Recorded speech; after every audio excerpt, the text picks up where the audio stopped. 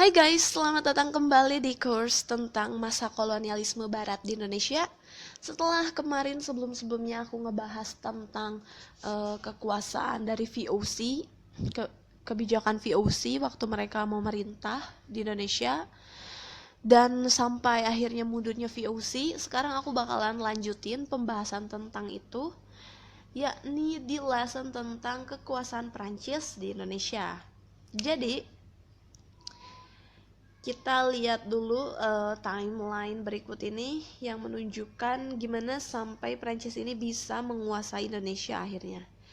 Jadi setelah VOC resmi dibubarkan di tahun 1799, tanggung jawab dari kongsi dagang di Indonesia ini diambil oleh Hindia Belanda.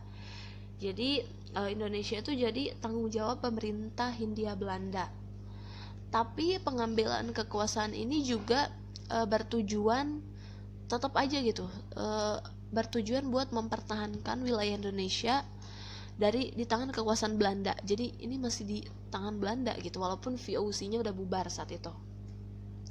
Tapi pemerintahan ini pun gak bertahan lama, karena di tahun awal abad ke-19 ada perang koalisi pertama yang terjadi tahun 1792 sampai 1797, di mana Perancis ini berhasil mengalahkan koalisi Austria, Prusia, Inggris, Spanyol, Sardini, dan Belanda. Jadi Belanda yang dipimpin oleh Raja William van Orange itu dikuasain oleh Prancis yang dipimpin oleh Napoleon Bonaparte. Jadi di tahun 1806 Prancis ini menguasai pemerintahan Belanda, dan otomatis segala atau semua wilayah jajahannya Belanda juga dikasihin atau ada di bawah tangan Prancis gitu saat itu. Nah, saat itu Raja William van Orange kemudian melarikan diri dan meminta bantuan Inggris. Akhirnya Napoleon Bonaparte ini kemudian menunjuk adiknya, yakni Louis Bonaparte, sebagai penguasa Belanda. Dan di tahun 1808 Louis Bonaparte akhirnya mengutus Herman Willem Daendels menjadi gubernur jenderal di Indonesia. Dan tujuannya ini sebenarnya untuk mempertahankan Jawa agar tidak dikuasai Inggris dan agar tidak menjaga Jawa dari serangan Inggris gitu.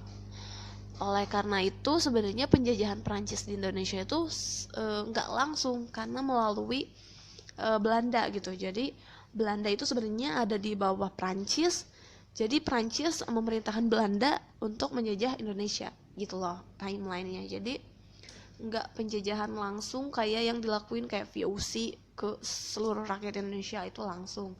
Ini enggak, jadi kekuasaan Prancis di Indonesia ini penjajahannya bisa dibilang penjajahan yang enggak langsung gitu. Oke. Dan ini dia ada beberapa tugas utama dari Daendels. Yang pertama itu Daendels harus bisa membangun pertahanan Nusantara dari serangan Inggris. Yang kedua juga harus bisa memperbaiki administrasi pemerintahan, karena di saat itu kacau banget setelah VOC bubar. Kekuasaan pemerintahan di Indonesia itu udah nggak teratur gitu, udah kacau balau. Dan yang ketiga itu memperbaiki kondisi sosial ekonomi di Nusantara.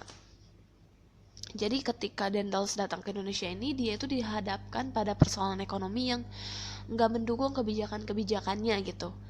Nah, masalah sosial politik juga banyak banget, dan bisa dia anggap itu bisa menghambat gitu rencana-rencananya. Akhirnya Daendels ini mengeluarkan beberapa kebijakan supaya dia bisa menjalankan 3 tugas utamanya ini. Nah, di bidang pertahanan dan keamanan ada beberapa kebijakan yang Daendels buat waktu dia memerintah di Indonesia. Yang pertama itu membangun benteng-benteng pertahanan. Jadi di masanya Daendels ini banyak banget dibangun benteng untuk menjaga pertahanan dan keamanan dari Indonesia ini gitu. Dan selain itu, Daendels juga memberlakukan untuk membangun pangkalan angkatan laut di Anyar dan Ujung Kulon. Yang ketiga, Daendels juga meningkatkan jumlah tentara, yaitu orang pribumi. Jadi waktu datang ke Indonesia, Daendels sadar kalau misalkan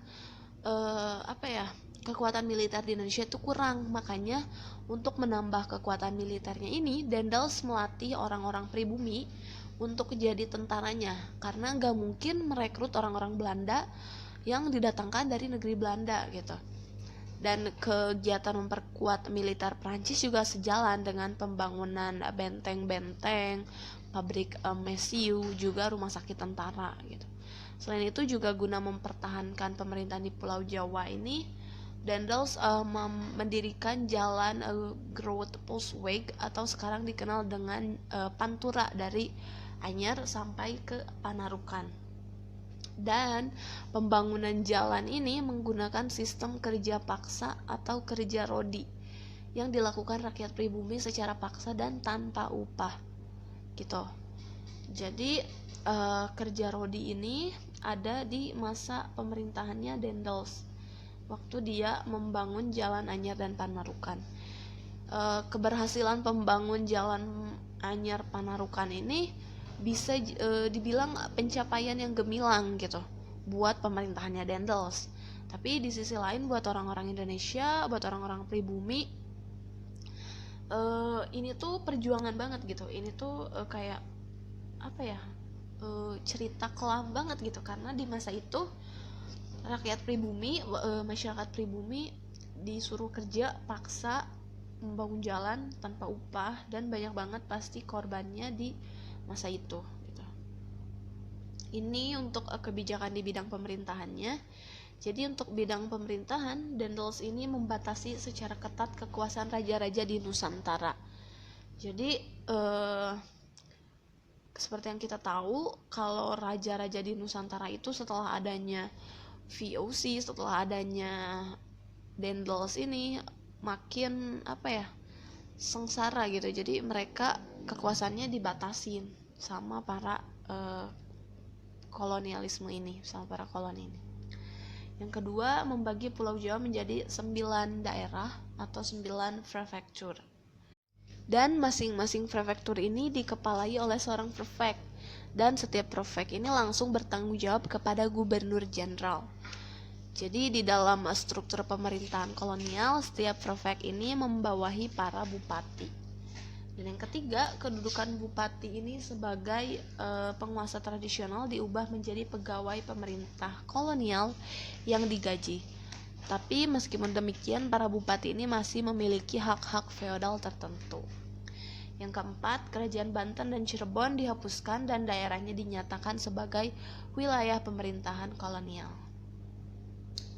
Untuk bidang peradilan, jadi buat memperlancar jalannya pemerintahan dan mengatur ketertiban dalam kehidupan masyarakat, Daendels juga melakukan perbaikan nih di bidang peradilan.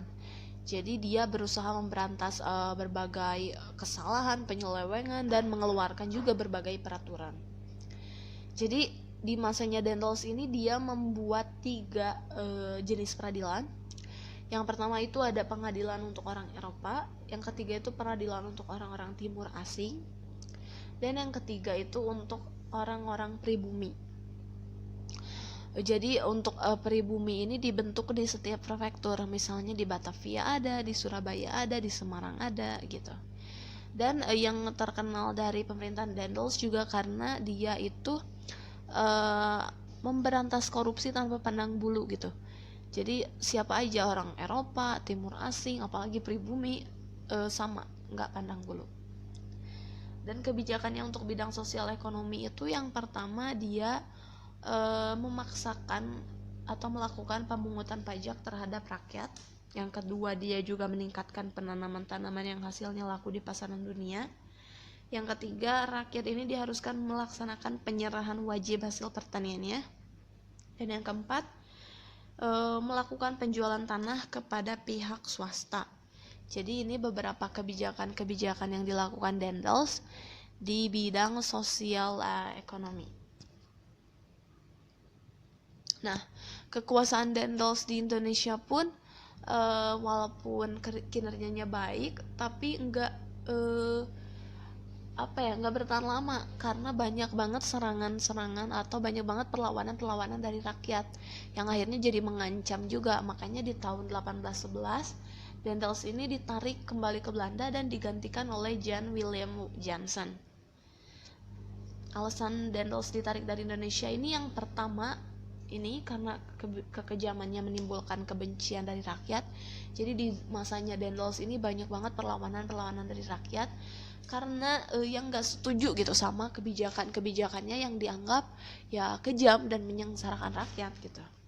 Yang kedua, sikapnya itu otoriter, betul, jadi menimbulkan banyak perlawanan. Dan yang ketiga, keburukan dalam administrasi pemerintahan. Oke, jadi itu dia 3 alasan kenapa Dendels akhirnya ditarik ke Indonesia dan Dendels ini digantikan Willem Jansen. Oke, segitu dulu aja tentang materi kekuasaan Prancis di Indonesia. Next, aku bakalan jelasin tentang masuknya kekuasaan Inggris di Indonesia. Dan aku bakalan lanjutin juga materi-materi tentang kolonialisme Barat di Indonesia. Jadi pastiin untuk tetap keep in touch sama video-video yang aku buat, materi-materi tentang SBMPTN, sejarah tentang kolonialisme Barat Indonesia, dan semoga apa yang aku jelasin ini bisa dimengerti dan bisa dipahami, oke? Sampai jumpa di lesson berikutnya, bye!